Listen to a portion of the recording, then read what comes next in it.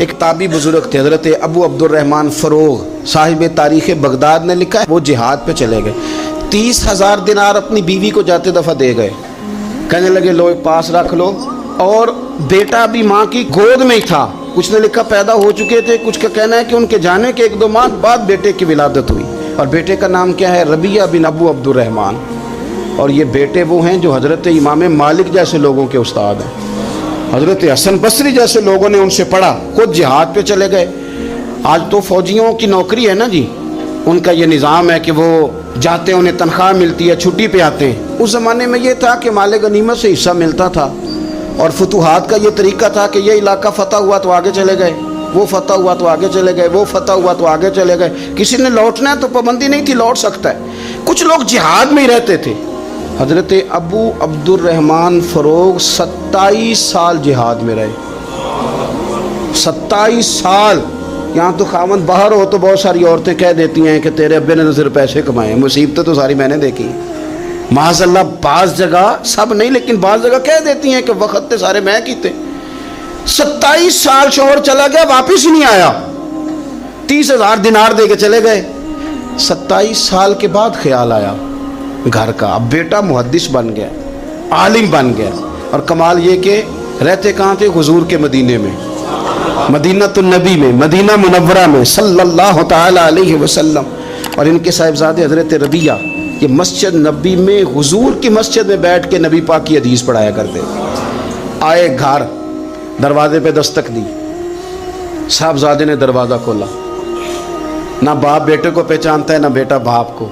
جناب ابو عبدالرحمن اندر داخل ہونے لگے تو صاحبزادے نے کہا بوڑھے میاں میرے گھر میں بغیر اجازت کے کیوں داخل ہو رہے ہیں؟ تو وہ کہنے لگے تو بتا، تو نے میرے گھر پہ قبضہ کیوں کر رکھا ہے؟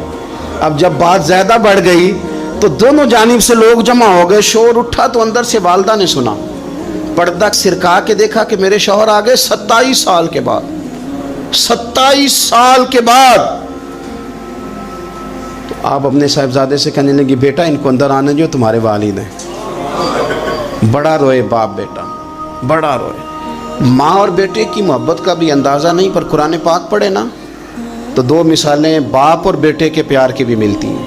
ایک حضرت یعقوب علیہ السلام کا جناب یوسف سے پیار، اور ایک حضرت ابراہیم کا حضرت اسماعیل سے پیار، اور جناب اسماعیل کی جناب ابراہیم کی فرما برداری کی مثال، اس کا بھی جواب کوئی نہیں۔ باپ اتنا رو رہے ہیں اور بیٹے کی یاد میں، اس کا بھی اندازہ کوئی نہیں کر سکتا۔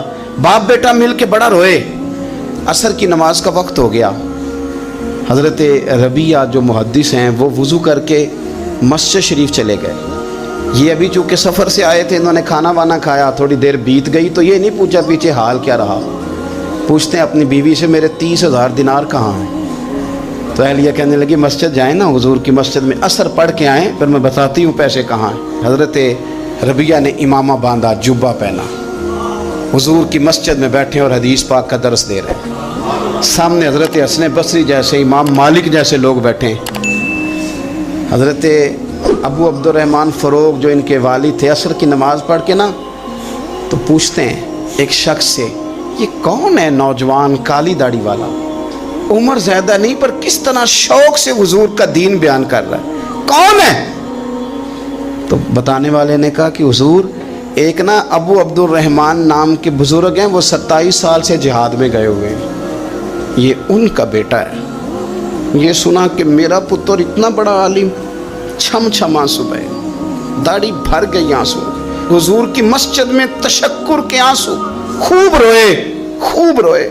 اٹھے گھر گئے، اور جب آنسوؤں بھرا چہرہ لے کے گھر آئے تو اماں ساری بات ہی سمجھ گئی، کہنے لگی دیکھا ہے وہ بیٹے کو حدیث پڑھاتے، اب پتہ چلا میں نے آپ کے 30,000 دینار کہاں خرچ کیے، میں نے آپ کا پیسہ ضائع تو نہیں کیا۔ تو حضرت ابو عبدالرحمن فروغ فرمانے لگے رب تجھے صلہ دے اور میری طرف سے بھی دے، تو نے تو کمال کر دیا ہے، حدیث تیرا بیٹا پڑھا رہا تھا اور قد میرا اونچا ہوتا جا رہا تھا۔